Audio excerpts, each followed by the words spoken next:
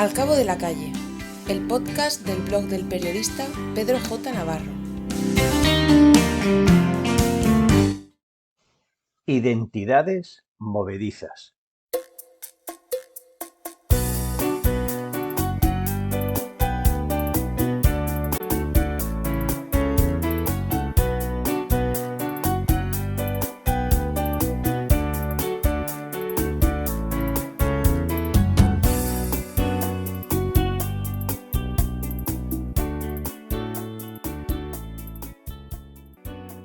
Sostiene quien esto escribe que el género humano vive en una realidad que no le pertenece, que no le es propia, que no le permite descubrir que el entorno es mucho más que la suma de cada una de las partes que envuelve el hábitat en el que mora.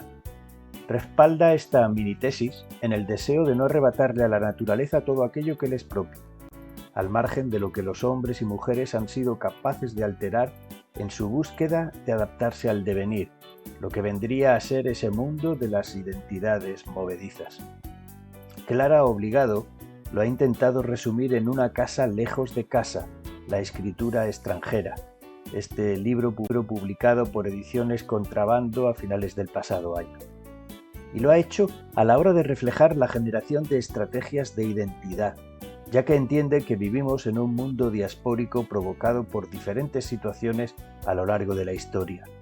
Ella lo vivió en primera persona tras tener que marcharse de la Argentina golpista del año 76, con un exilio a cuestas del que no habló hasta 30 años después. De ahí que reivindique un territorio propio, una manera de ser y de sentirse extranjera, de ningún lugar.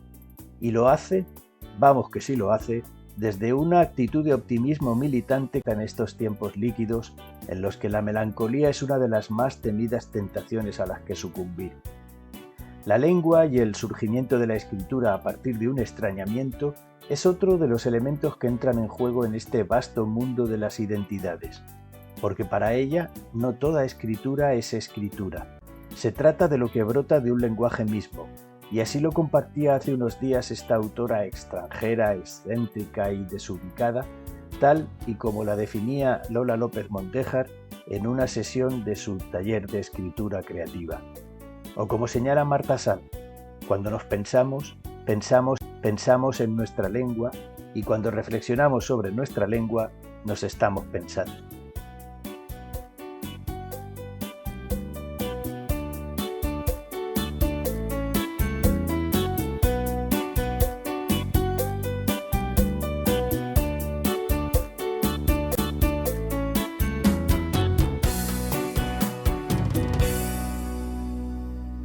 De ahí que la lengua se convierta en muchas ocasiones en fuente de conflictos identitarios y arma arrojadiza en falsos debates a los que nos llevan aquellos que apuestan por una política sexy.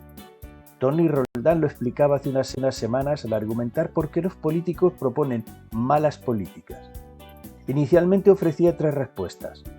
Porque estos especímenes no saben, están capturados por grupos de interés o poseen una visión ideologizada de la realidad. Sumaba un cuarto factor. Han escogido políticas sexys.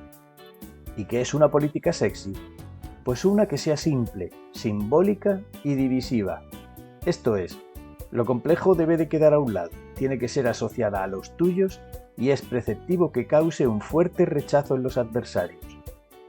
Esta tríada, la de populismo, veas en especial el trumpismo, con el mensaje del muro fronterizo con México que le llevó a la Casa Blanca hace 4 años.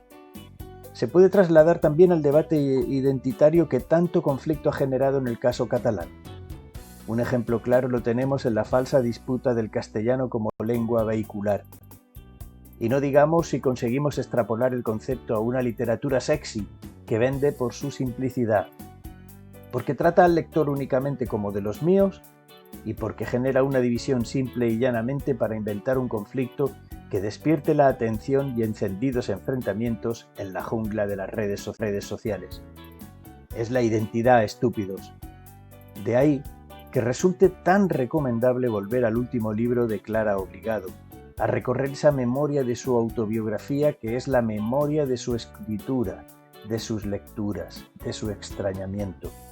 una perspectiva que no tiene por qué resultarnos ajena. Como concluye en Una casa lejos de casa, lo cierto es que solo con el hecho de escribir nos inventamos, desplazamos unas historias para fortalecer otras, regamos los mitos sobre nuestro origen, ajustamos cuentas.